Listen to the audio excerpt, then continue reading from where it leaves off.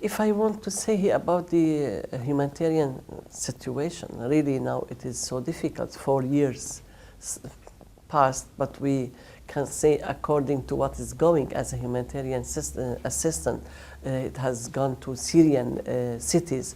Lot of assistance goes, but very, very less comparing to the what's going to the other Syrian cities. It's very less in Rojava.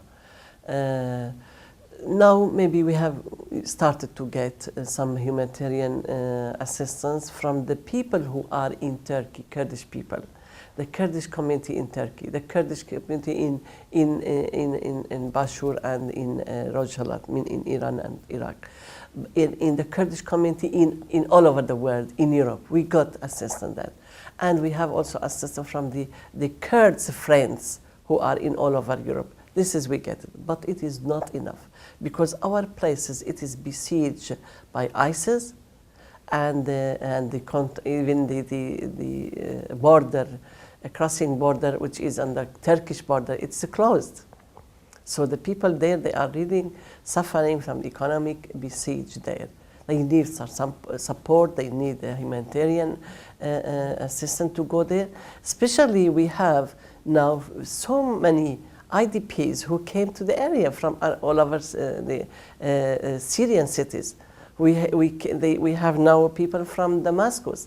We have people from Homs. We have people from Jisr al-Shagur. We have people from all over Raqqa, which is under the control of ISIS. So the people, they run and they came to Al Jazeera, they came to Afrin, they came to Kobani. Then after that, Kobani, everybody left.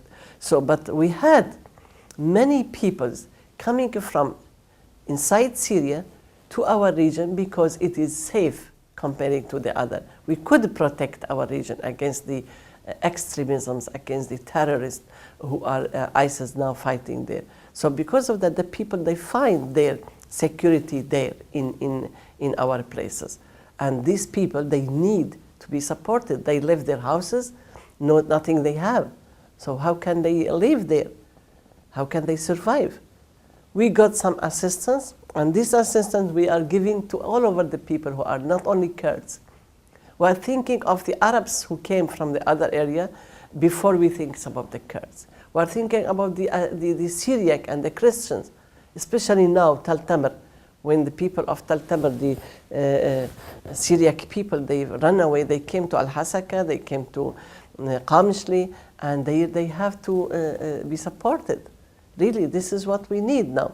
We need the support of the people as NGOs, international communities must send support to Rojava.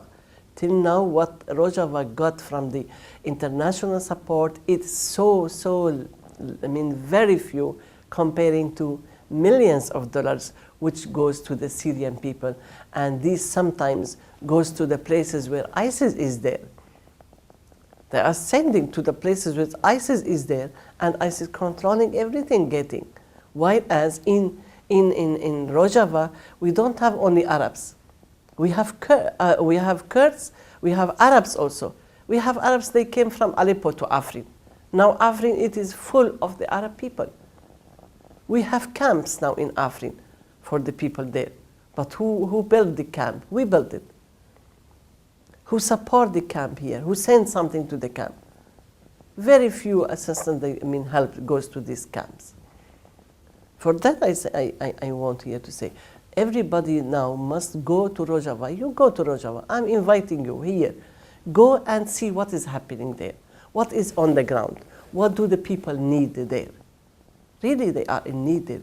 We have so many poor families.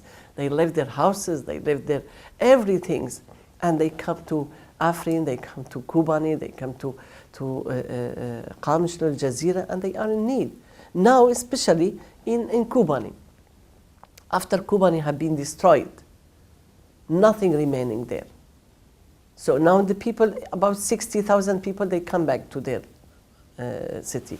But in this city, you can't, they don't have home, they don't have hospitals, they don't have schools, no education, nothing is there. Even no shops to buy and sell, nothing is there. So how can they live there? This is what we need now. The Kobani, first of all, we need for rebuilding of Kobani, the international communities, the NGOs, all to share in this. This is one. Another thing is Kobani, still we have the mines which ISIS planted everywhere in Kobani. Now, recently, just before 2 days, civilian people, they lost their lives in the mines inside their houses. ISIS, they put mines into the pots, kitchen pots. They put it in the fridge. Just when the woman, just easily, she wanted to go to her house to see what is there, opening the fridge, it exploded and she died. She's a civilian. So we need now somebody to go to Kobani to clean up these mines from Kobani. This is very important. Another things we want somebody to clean the wreckage of all the destroying buildings there. Maybe under the building they have the bodies of ISIS and the other fighters there. We are not able to do it alone. We are not able to do it by our hands. We need some machineries to go into Kobani in order to do that. Before that, many times machinery arrived to the border of Kobani from Turkish side. They did not allow, Turkey did not allow. But recently, to be honest, now we have some machineries entered from the Turkish border, and that's after we called many times in order to allow this machinery to enter to Kobani and remove the wreckage from the Kobani city in order to rebuild it again. This is what we need now in Kobani. Now, so the people who are now coming back to Kobani, 60,000 people, they need support now. Food, anything they need there, nothing they have really. To build the schools, to build the hospitals. Now it's very urgent to have some hospitals there in order to be, serving the people, medical service will be for the people there. This is important now in Kobani. Now for Kobani, by the way, I just want to declare also there is a conference for the rebuilding of Kobani. It will be next month in the 2nd and 3rd of May. It will be in Ahmed, Diyarbakir in Turkey. It will be held there, and there is an invitation for all the international communities, NGOs to attend it so that they can share in rebuilding of Kobani city.